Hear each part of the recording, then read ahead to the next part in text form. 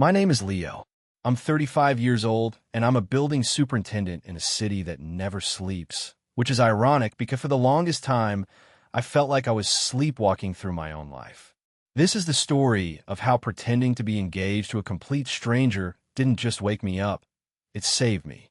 It's the story of the night I met my wife, standing in a marble-floored lobby of a hotel I had no business being in, looking like a ghost at a feast. She walked up to me, her eyes wide with a very specific, very beautiful kind of panic, and asked me to ruin my perfectly quiet, perfectly empty evening. "I need you to be my fiancé," she had said, the words a frantic whisper. A question mark must have formed on my face. "Just for tonight," she added, as if that made it a perfectly reasonable request. "Please, I can pay you." I remember looking at her, really looking.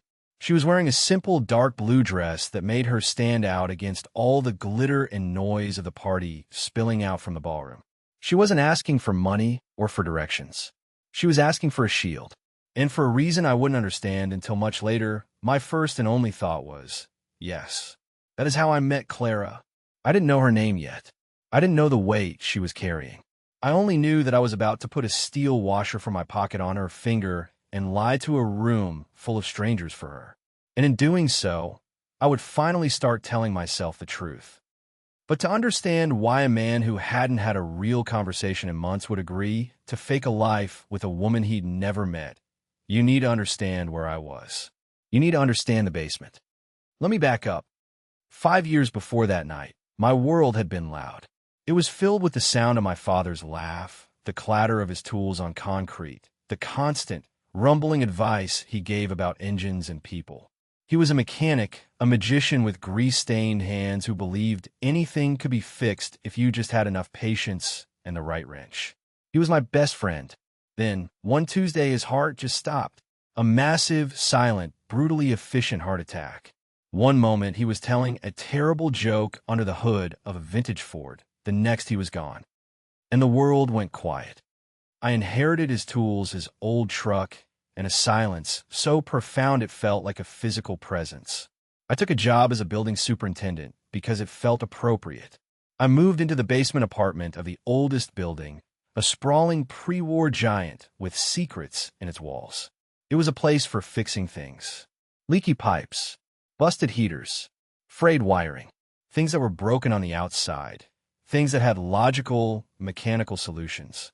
It was a life of tangible problems that I could solve with my hands, the same hands my father had taught to be useful. My life became a series of quiet, solitary loops. Wake up, check the boilers, respond to maintenance requests, patch drywall, snake drains, eat dinner alone from a plastic container, standing over the kitchen sink, watch television without the sound on, sleep, repeat. I was a ghost in my own buildings, a silent presence that kept the machinery of other people's lives running smoothly. The tenants knew me as Leo, the quiet super who always got the job done. They didn't know I hadn't had a friend over in years. They didn't know I sometimes went days without speaking a word to anyone beyond a polite nod in the hallway. I had switched myself off. That's the only way I can describe it. The grief was too big, too loud, so I just found a main breaker inside my chest and flipped it. I stopped wanting things. I stopped feeling things. I was just maintaining. I was convinced that I was simply not the kind of man who gets a family, the kind who build a life. I was the kind who fixes the foundation so other people can build their lives on top of it. I was the guy in the basement. My father had this saying. We'd be working on some stubborn, rusted-out engine, something that had seized up from neglect. I'd get frustrated, ready to grab a bigger hammer, and he'd put his hand on my shoulder. "Easy, son," he'd say, his voice calm and low. "The world is full of people trying to break a horse. They think it's about strength, about forcing it to bend. But you don't break a horse, you earn its trust. You never force something that's seized up in fear. You just stand with it, quietly, until it knows you're safe." I didn't know it then, but I had seized up. And I had been standing alone in the quiet for 5 years, waiting. Which brings me back to the hotel lobby. She was standing there, looking like a horse that had been backed into a corner, surrounded by wolves dressed in tuxedos and evening gowns. That's what I saw. The fear, the desperate search for an exit.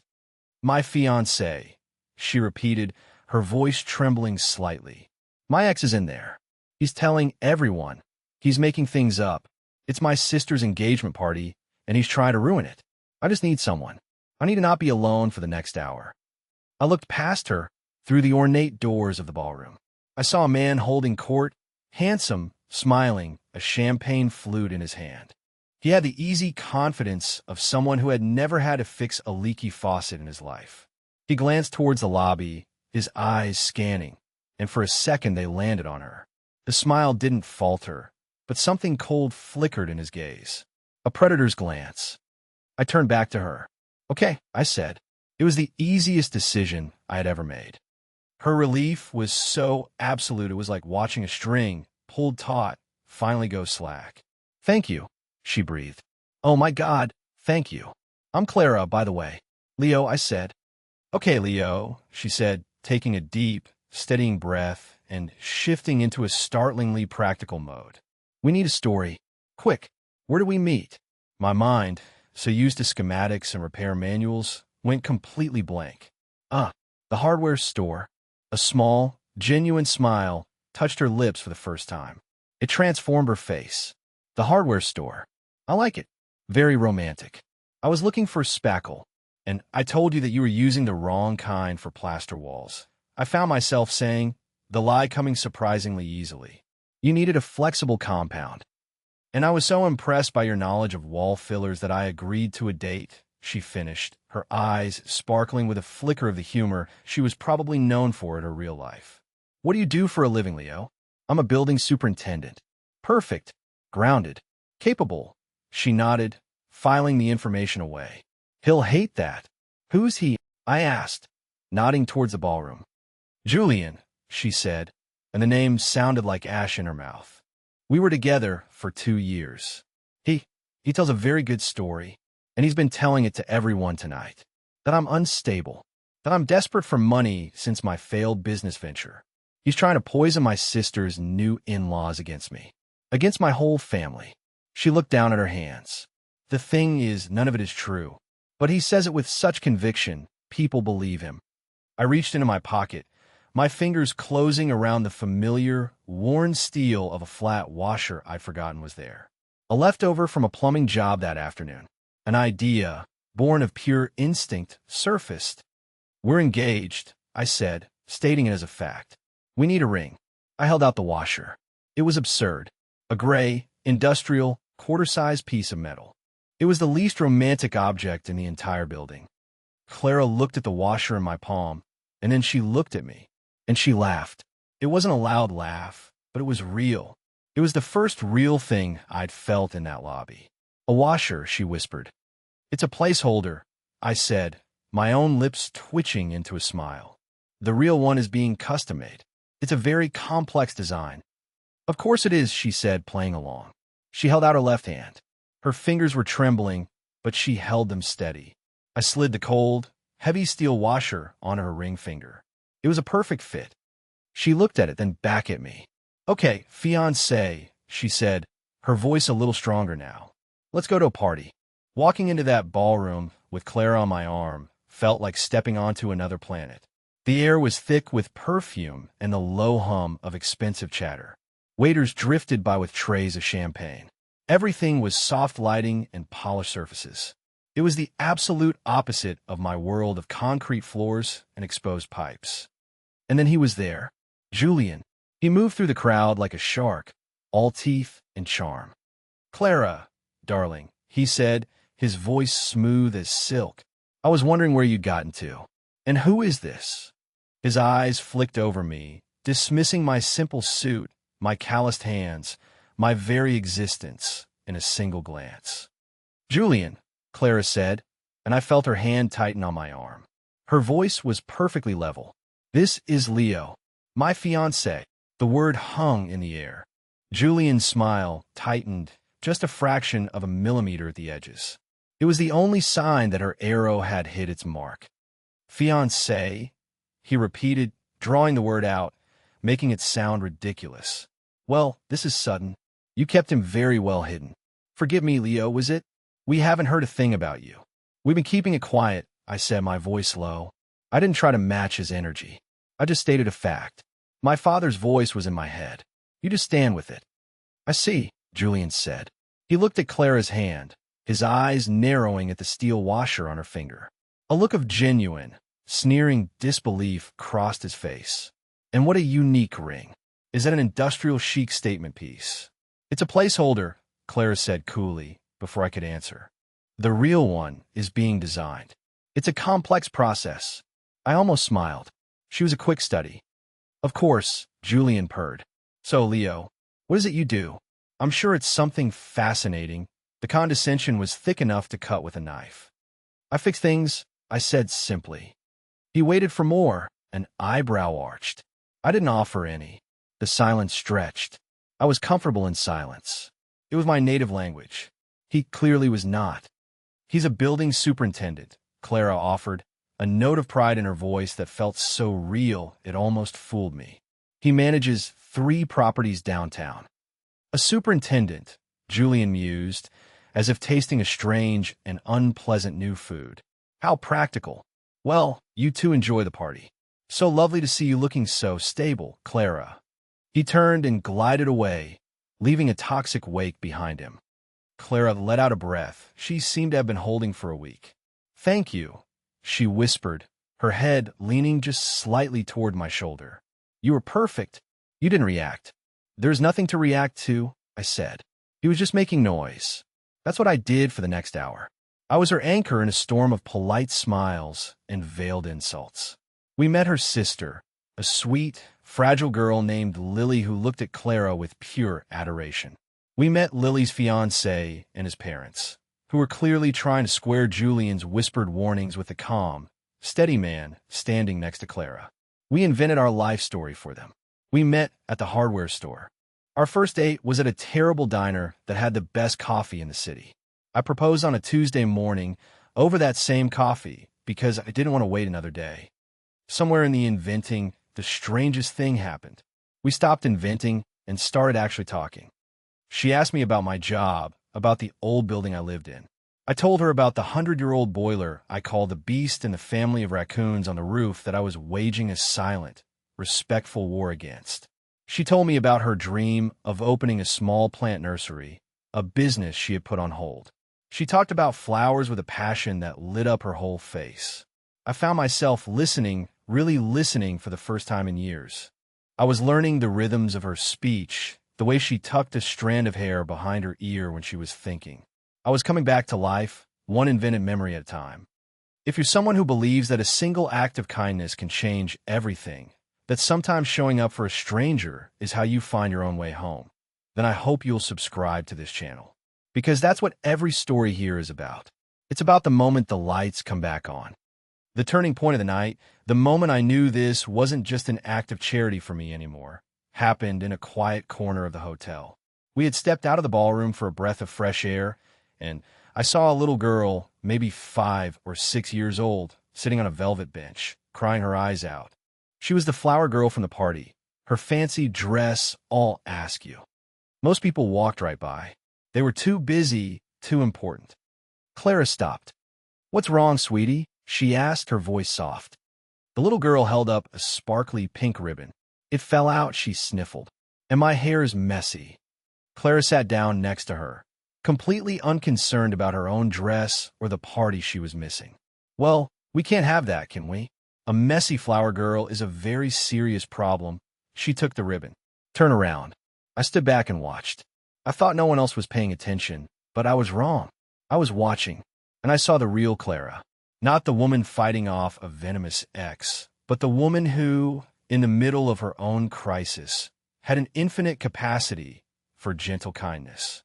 She patiently undid the girl's tangled braid, smoothed out her hair with her fingers, and rewove it into a perfect, neat plait, tying the pink ribbon at the end. She told the little girl a quiet story about a clumsy squirrel who kept dropping his nuts, but always found them again. When she was done, the little girl was beaming. She hugged Clara tightly. "Thank you," she chirped, and ran back towards the ballroom. Clara stood up, brushing off her dress. She saw me watching, and a faint blush rose on her cheeks. "Sorry," she said. Don't be sorry," I said, and my voice was thick with an emotion I hadn't felt in 5 years. It was awe. That was a kind thing to do. She was sad, Clara said with a shrug, as if it were the most obvious thing in the world. As if kindness were a reflex, like breathing. That was the moment. That was the moment I stopped pretending for her and started believing in her. I saw the truth of her. The world, and Julian, and maybe even her own family, saw her as difficult or unstable or a problem to be managed. But I saw a woman who would stop in the middle of a battle to fix a little girl's hair. And I knew, with a certainty that settled deep in my bones, that I wanted to be on her side. Not just for the night. For real. The real climax of the evening came later. Julian, it turned out, had a plan. He was an old friend of the groom's family, and he had arranged to give a toast. It was his checkmate move. A public stage to deliver his final, carefully crafted character assassination of Clara, disguised as a well-meaning toast to the happy couple. We could all feel the tension in the room when he walked to the microphone. Lily, Clara's sister, looked pale. Her new husband looked uncomfortable. Clara's own father, a man who seemed worn down by it all, wouldn't meet her eyes. He'd been listening to Julian's poison, and it had worked. Julian tapped the microphone. "Friends, family," he began, his voice oozing sincerity.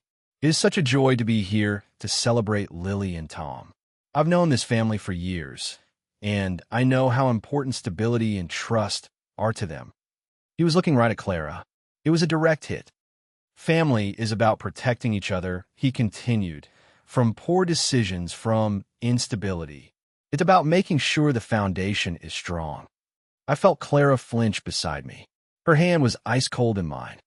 And then, just as he was about to deliver his killing blow, a sound system, probably installed by the lowest bidder, decided to intervene.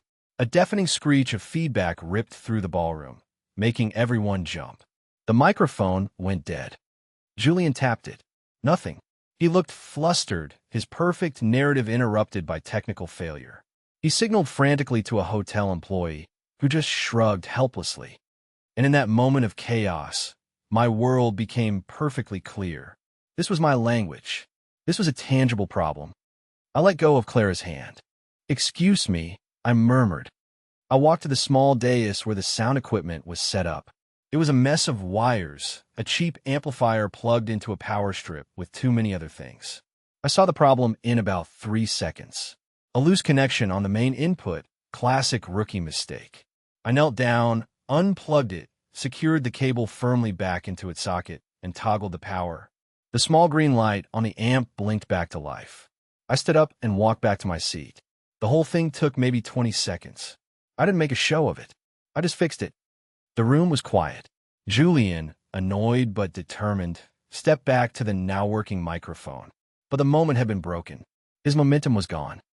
And then the band, taking the restored power as their cue, started to play a soft, slow song. Julian opened his mouth to speak again, but I was already moving. I stood in front of Clara, who was watching me with wide, confused eyes. She looked small and alone, the target of 100 pairs of curious eyes. My father's voice echoed in my head, as clear as if he were standing next to me. "You just stand with it, quietly, until it knows you're safe." I wasn't going to fight Julian with words. I wasn't going to cause a scene. I was just going to stand with her. I held out my hand. "I believe this is our dance," I said, my voice not loud, but clear in the sudden quiet. She hesitated for a second, then placed her hand in mine.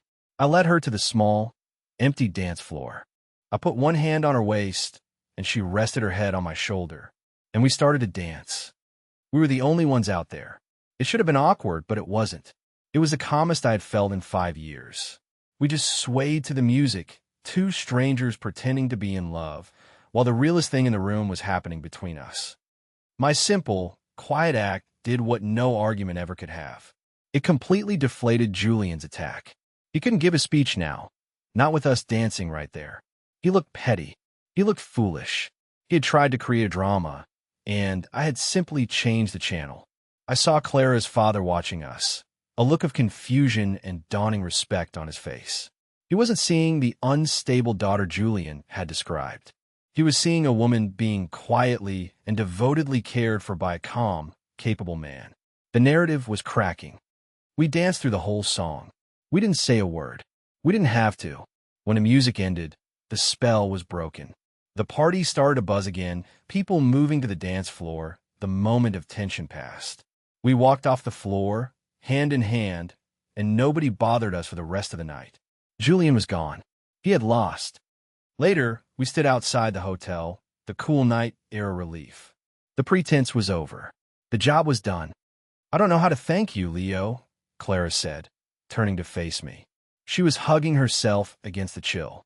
You didn't just play a part. You saved the whole night for my sister. For me, I just fixed a wire and asked the girl to dance, I said. No, she insisted, looking me straight in the eye. You showed up. No one's done that for me in a very long time. She slid the steel washer off her finger and held it out to me. I guess you'll be needing this back. My hand stayed in my pocket. The thought of taking it back, of ending this, of going back to my quiet basement apartment, felt like a physical blow. I don't want to go back to the basement, I said, the words coming out before I had a chance to think about them. Tonight, this wasn't pretend for me, Clara. Not after a while. I had never been so vulnerable in my entire life. I was standing on a ledge, and I had no idea if she would catch me. She stared at me, her expression unreadable. The washer was still in her outstretched hand. What are you saying? She whispered. I'm saying I saw you, I said, my voice raw. I saw you with that little girl. I saw how you carry yourself, even when someone is trying to tear you down. And I don't want this to be the end of our story. Tears welled in her eyes. She finally lowered her hand, closing her fingers around the washer. You don't even know me, Leo. You don't know the real story. Julian, he wasn't entirely wrong. My business did fail. I am in debt. My parents are ashamed of me. I don't care about that, I said. I care about why. And so she told me. Standing on that sidewalk, she told me everything. The business hadn't just failed. Julian, her partner at the time, had embezzled money and cooked the books, leaving her to take the fall when it all collapsed. The debt was from loans she'd taken out to try and pay back the local suppliers he had cheated. And she had let her family believe the worst of her, had taken all the blame because the stress of the initial collapse had caused her sister, Lily, a recovering addict, to nearly relapse. Clara had chosen to become the family disgrace to protect her sister's fragile sobriety, to ensure Lily's wedding would be a happy, stress-free day. She was carrying the weight for everyone. When she was finished, she was crying silently. So you see, she said, her voice choked. I'm not the person you think I am. You're exactly the person I think you are, I said. I gently took her hand, the one still clutching the washer, and closed my own around it. You're the strongest person I've ever met. She looked up at me, hope and fear warring in her eyes. So what happens now? Now, I said, I'll walk you home. And tomorrow, if you'll let me, I'd like to take you for coffee. At that terrible diner we supposedly love. A watery smile broke through her tears. I'd like that, she said. She put the washer back on her finger. We started with coffee. And it was easy. It was real. The week after that, the truth about Julian came out. Not because of us, but because his web of lies and fraudulent deals finally collapsed under its own weight. He was being investigated for swindling half a dozen other businesses. Her family's name was cleared, and Lily, stronger now and horrified by what her sister had done for her, told their parents the entire story. The vindication came, but by then, it almost didn't matter. Clara was already moving forward. We were moving forward. The time that followed was a montage of firsts. At 1 month, we were having dinner with her parents. Her father shook my hand, his eyes full of apology and gratitude. He told me, "You saw our daughter for who she was when we couldn't." At 6 months, she had moved her things out of her tiny apartment and into mine. She brought plants. So many plants. They filled the windows of my basement apartment, turning my gray, subterranean world green. She didn't complain about the exposed pipes. She hung ferns from them. She made the basement feel like a home for the first time. She brought the life back in. At 1 year, on a Tuesday morning over coffee at that same diner, I slid a small box across the table. Inside was a simple ring, a single, perfect sapphire the color of her dress that first night. But tied to it with a piece of string was a familiar steel washer. "It's another placeholder," I said, my voice shaking a little. "Until you tell me yes." She was already crying and nodding. "Yes," she said. "Of course, yes. We got married at the city courthouse on a rainy Thursday. It was perfect. Just us, two witnesses, and a promise to always fix what was broken, together." Have you ever had a moment where a stranger's kindness changed the course of your day, or even your life? Tell me about it in the comments below. I'd love to read your stories. And let me know what city or country you're watching from. It's amazing to think about how far these stories can travel. What would you have done if you were me in that hotel lobby? Would you have walked away, or would you have stepped into the story? There's no right answer, but I wonder. It's funny. Everyone who knows our story, the short version of it, they think I was the hero. They think I saved her that night. The quiet guy in the ill-fitting suit who stepped in to protect the woman in the corner. A knight in shining, albeit slightly rusty, armor. But they have it all wrong. They have the entire story backwards. I didn't save Clara. She saved me. Before that night, I was a ghost. I was a machine that performed tasks. I was haunting the hallways of my own life, a superintendent of an empty heart. I had turned everything off after my dad died, convinced that the quiet was safer than the pain of another loss. I was living in the dark, and I had forgotten I was the one who had unscrewed all the light bulbs. Clara, with her impossible request and her fierce, hidden courage, she walked into my basement, found the main breaker, and flipped the switch back on. She didn't just bring the lights back on in my life. She rewired the whole building. She showed me that strength wasn't about being unbreakable. It was about being brave enough to protect others, even if it meant letting yourself be seen as broken.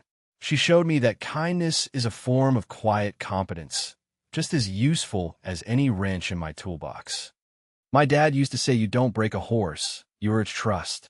You stand with it until it knows you're safe. I went into that ballroom thinking I was doing that for her, that I was the calm presence standing with a frightened creature. But I see the truth now. All along, she was doing it for me. She stood in the quiet darkness of my life, with all her plants and her laughter and her fierce, gentle heart, and she waited patiently until I remembered how to live again. She earned my trust. She made me feel safe. She was the one who fixed me.